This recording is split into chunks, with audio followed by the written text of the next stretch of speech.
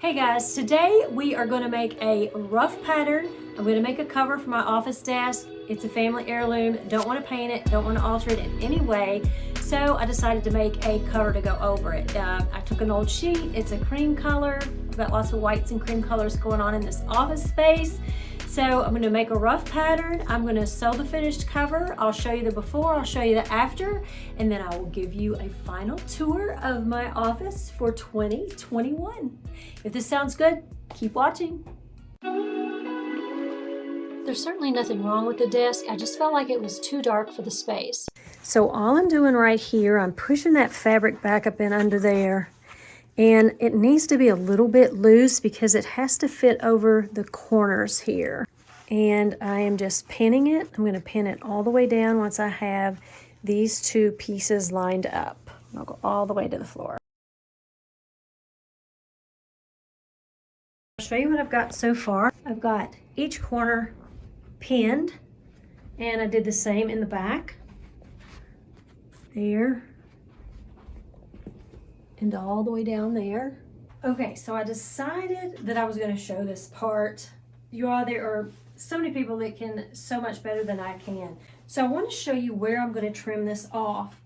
You can see here where I have the pins on the other side.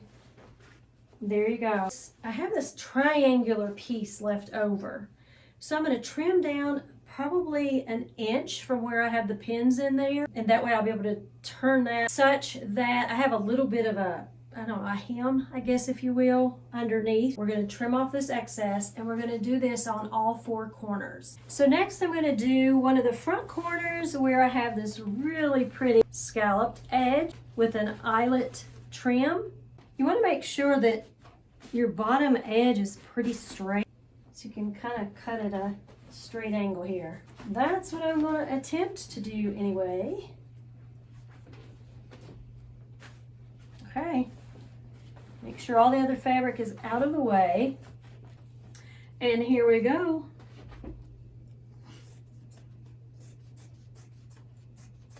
From time to time, put your hand underneath, or you might want to keep it underneath. Again, I don't want to cut into this table runner that is currently on the desk, and follow the line where your pins are. Here is our triangle. And always save your scraps because you don't know what you'll make with it next. All right, here is our other scalloped corner. Straightening out the fabric as best as I can, moving this extra out of the way, making sure we're kind of lined up here at the bottom. Because we're just trimming and kind of making a rough pattern right here, it doesn't have to be pretty on this underneath side. It only has to look nice from the top side that everybody will see. Okay, there's that triangle. One more to go. Okay, so here's what we've cut off. And then here are the pins.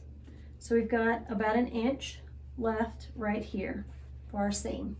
I'll show you what we have. We've cut off all the excess, so it's kind of really lightweight and it lays nicely. I'll deal with this later. This is where the cords from my computer and my speakers go into the desk, so I'll have to figure that out in a few minutes. There's that seam. Lays nicely, just comes right down to the floor. And that seam looks pretty good. And I've got to figure out how I'm going to handle this situation. I've got to get to my drawers. And then this is where my chair scoots in under the desk. We'll deal with that in a minute. I'm going to go ahead and sew all of these for now. And we'll see how it turns out. I'll tell you what I'm going to do now. The only way to have pinned this, really, that I could see anyway, was to pin it on the right side of the fabric. So what I'm going to do now is I'm going to move the pins from the right side of the fabric to the wrong side of the fabric, because that will make it much easier when I go to sew. So I want to give you a really close-up of what I'm doing here. There's the pin here. I'm going to come in from the back side, and I'm going to pull this pin out, And I'm going to make sure though that I pinch that together right where that pin was, such that when I flip over to this side and hold on tight, I can put that pin right back in where it was on the right side. And here's what it looks like. Okay, I have this one side pinned, and I'm going to add just a few more pins. It just makes for easier sewing, and it gives me a visual. So here's what it looks like with the amount of pins that I added. You can do a pin about every 2 inches or so, and then you can go as far down towards the bottom as you want. And I'm going to sew this corner, and then I'm going to do the other corners. I'm not going to show you how to do all the others because you've seen this.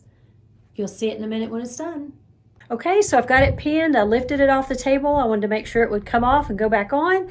Now I'm going to whip this thing together, and I'll show you what it looks like when I'm done. I want to show you too that I'm trading out pins. You need this pin because the foot on the sewing machine does not like this. It'll mess with your threads. I'm going to bring in for a closer look, and I am going to show you how to hem that first seam.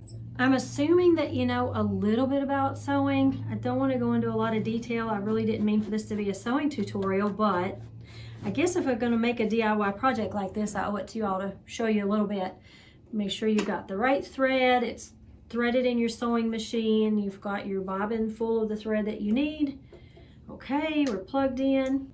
We are ready to roll. Here we go. Got to get that first stitch in there.